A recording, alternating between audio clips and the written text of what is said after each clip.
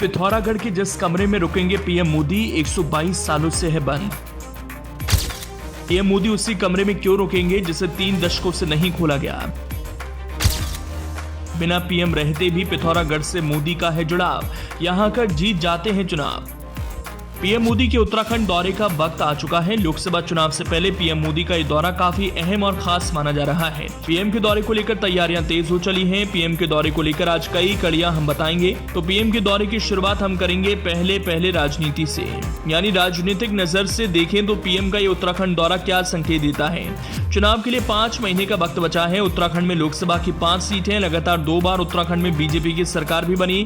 ऐसे में सियासी रणनीतिकारों का माने तो पीएम का दौरा इसलिए भी खास हो जाता है क्योंकि उत्तराखंड को लेकर पीएम मोदी एक्टिव रहते हैं। पीएम मोदी उत्तराखंड के हर पहलू से वाकिफ हैं, कैसे सियासी माहौल बनाना है, कैसे चुनावी माहौल को परवान पर चढ़ाना है और किस तरह से जनाधार को अपने पाले में डालना है। सारे दांव पेच पीएम मोदी को अच्छे से पता है।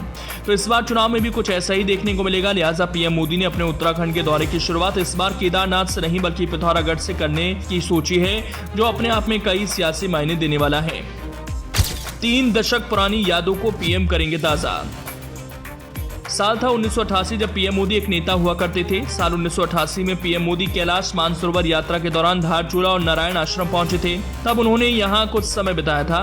अब एक बार फिर से पीएम मोदी 35 साल बाद पिथौरागढ़ के दौरे पर आ रहे हैं। ऐसे में उनकी पुरानी यादें ताजा होना लाजमी है, क्योंकि 35 साल के बाद पीएम मोदी का पिथौरागढ़ आना काफी दिलचस्प होने जा रहा है।